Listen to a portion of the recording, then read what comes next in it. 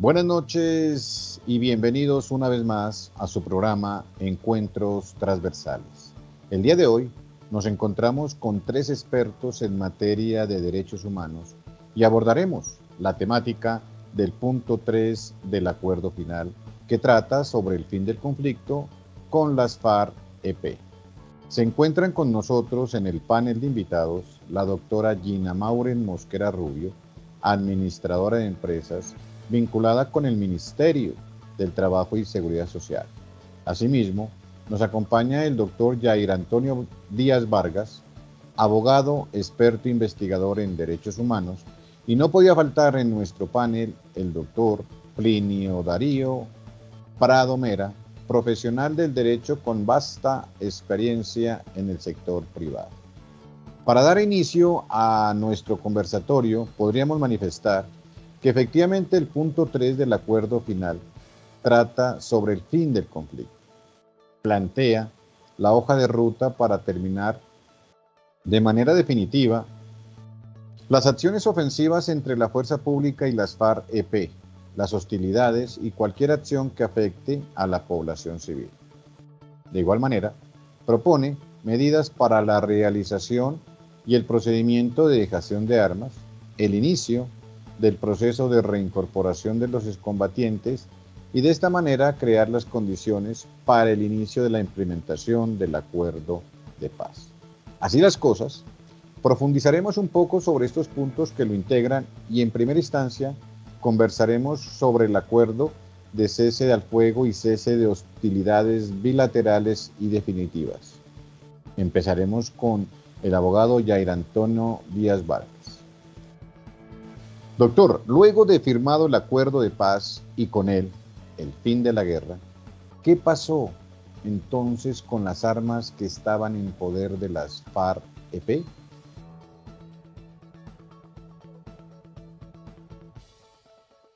Mario, un gusto estar en tu programa, muchas gracias por la invitación.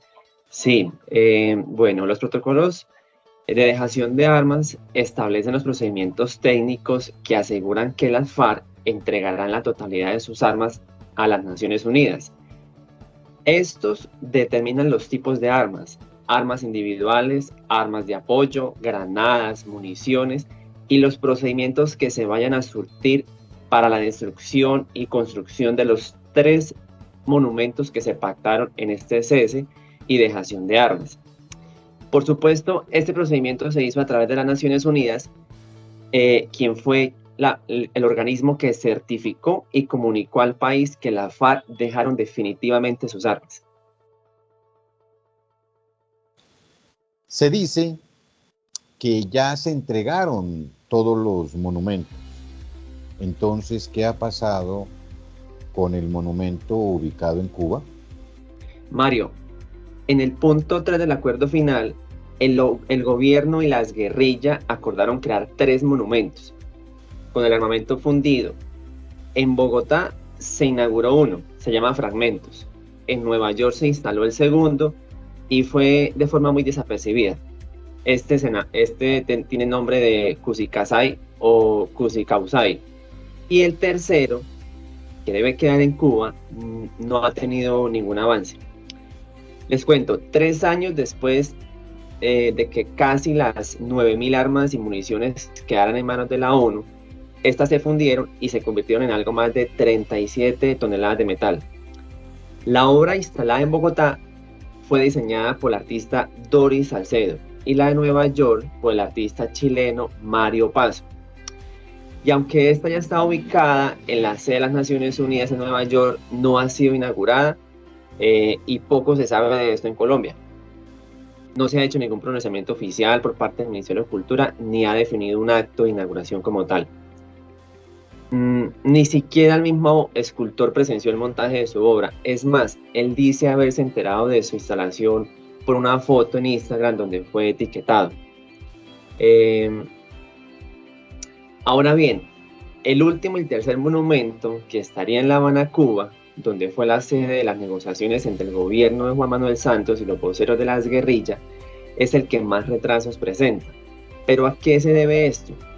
A ver, el gobierno colombiano dice que continúa a la espera de recibir por parte del gobierno cubano la información relacionada con el espacio donde va a quedar su ubicación, las condiciones y los requisitos físicos del lugar, como el tamaño de la escultura, es decir, ancho, largo, alto, los estudios de terreno para el anclaje, el ensamble, el traslado y entrega del monumento, porque sin estos datos no se puede realizar una convocatoria pública para definir el artista que haría este monumento.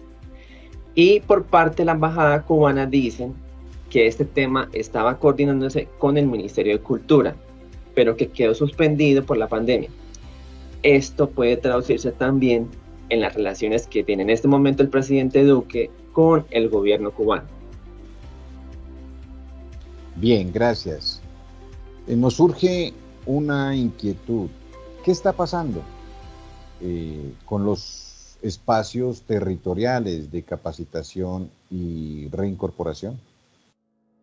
Bueno, aunque la figura jurídica de los antiguos espacios territoriales de capacitación y reincorporación era transitoria, el gobierno nacional tomó la determinación de avanzar hacia una figura permanente de las 24 zonas en las que los excombatientes y las FARC llevan a cabo su proceso de reincorporación en compañía de sus familias.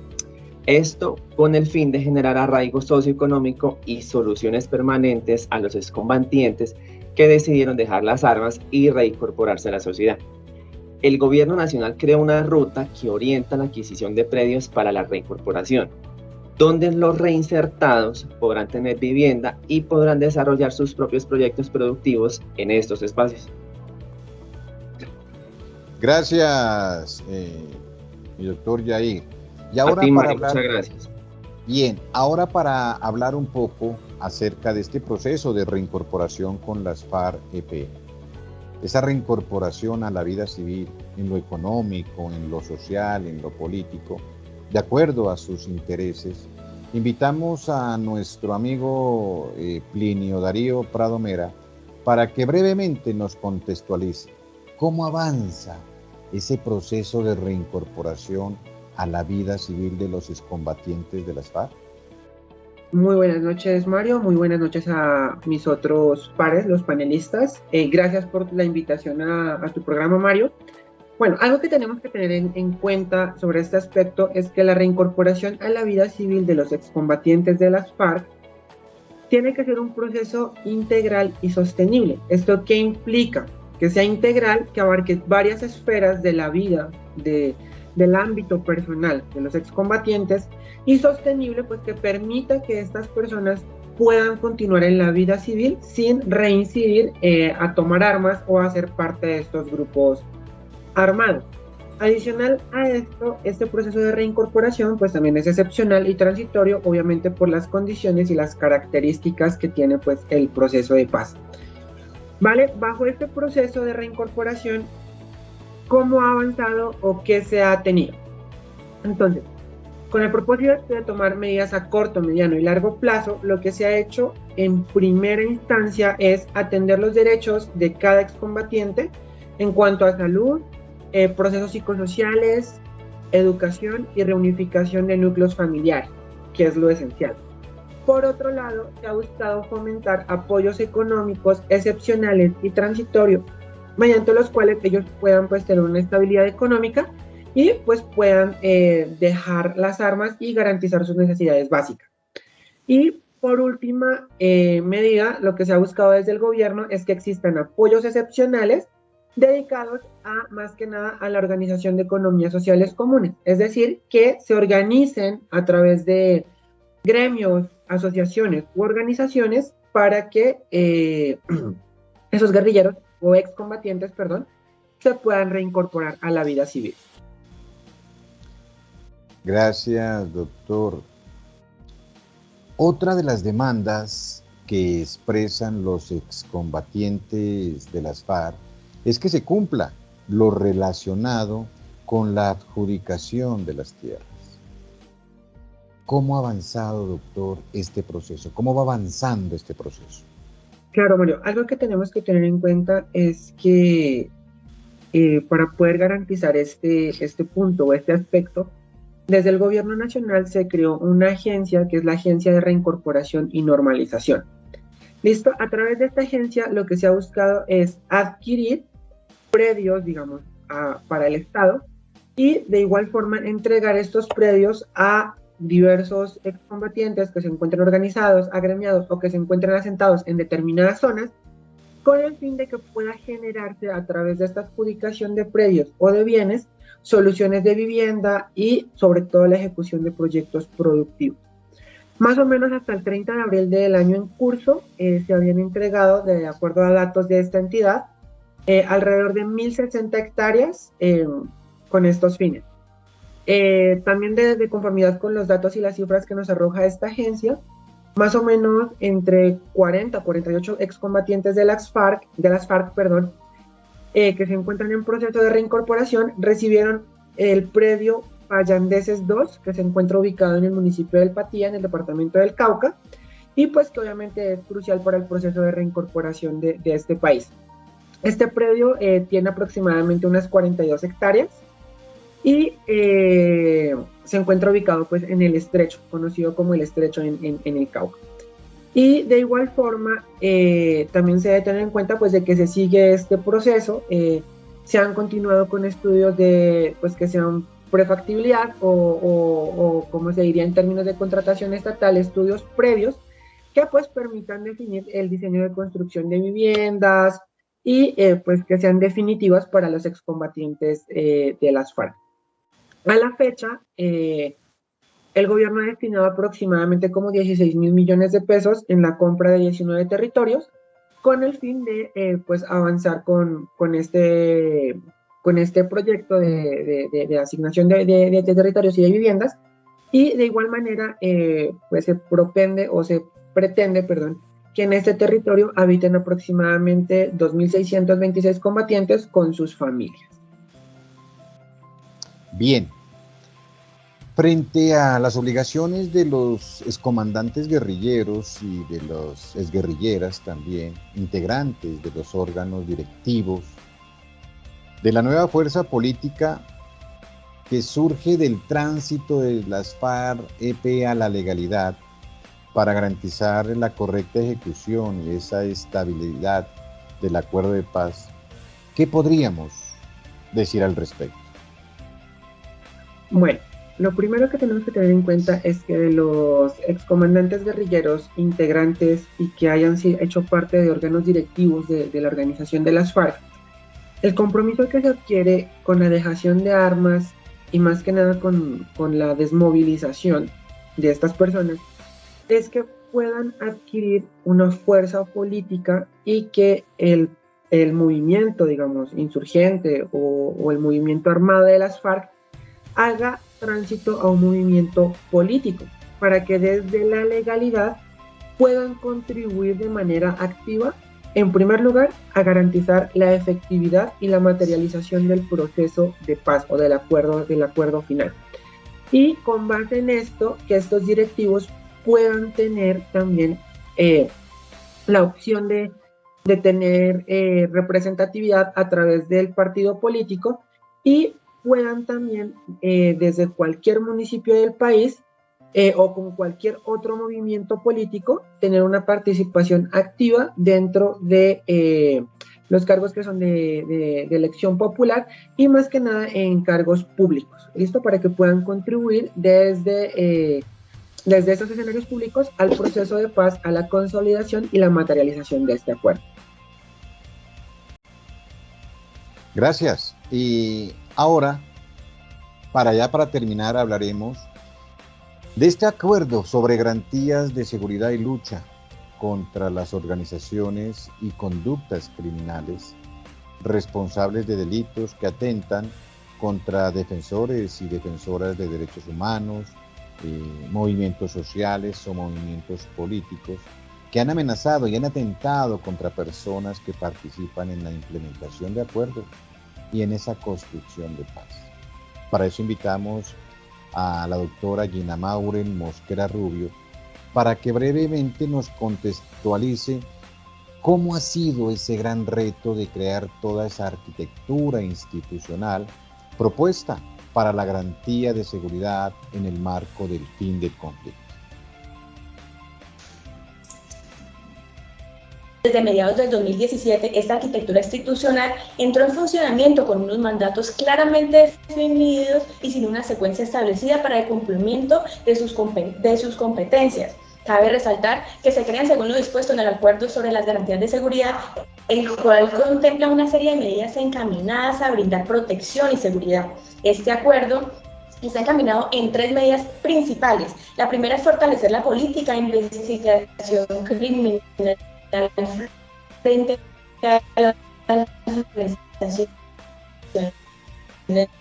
criminales. La segunda es establecer garantías para el partido de los combatientes en reincorporación a la vida civil, y la tercera es estas instancias, cada una de ellas, ¿no? Entonces, en cuanto a la medida de fortalecer la política de investigación criminal frente a las organizaciones criminales, se crea la Comisión Nacional de Garantías de Seguridad, la Unidad Especial de Investigación para el Desmantelamiento de las Organizaciones y Conductas Criminales y el Cuerpo Élite de Policía Nacional. En cuanto a la segunda medida, que es establecer las garantías para los partidos comunes, como los combatientes en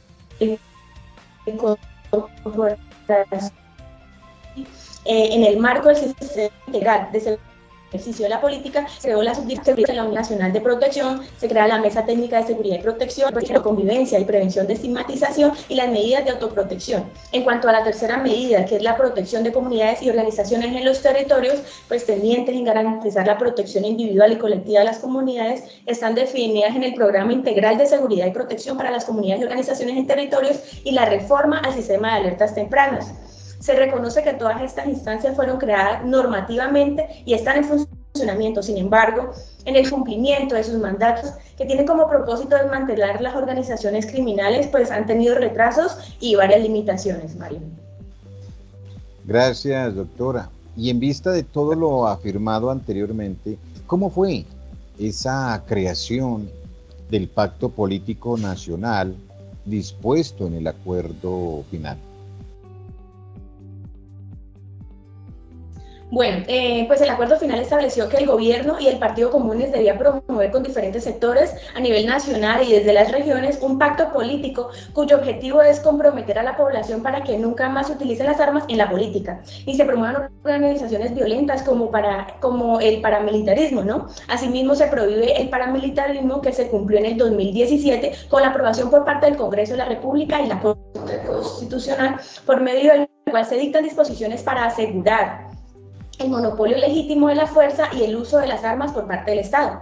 El Ministerio del Interior y representantes del Partido Comunes construyeron una propuesta metodológica para la creación de este pacto político que incluyó la identificación, las rutas, los actores y las definiciones de un programa piloto en 17 municipios priorizados para recopilar insumos para la estructura de los programas regionales que hacen parte de este gran pacto.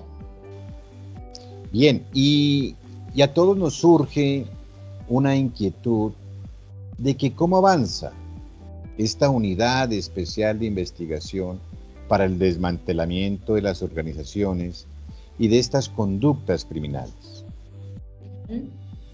Bueno, con respecto a los avances en investigación criminal, pues la labor principal de la Unidad Especial de Investigación de la Fiscalía General ha sido investigar los casos de agresiones contra excombatientes de las FARC en procesos de reincorporación y contra sus familias.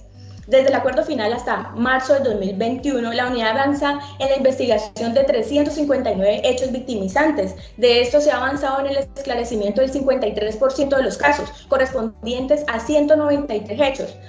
De estos, el 51% son casos contra excombatientes y el 66% son casos contra sus familias. Uno de los mayores logros del trabajo de esta unidad ha sido el porcentaje de avance en el esclarecimiento de los casos de agresiones contra excombatientes, especialmente el homicidio.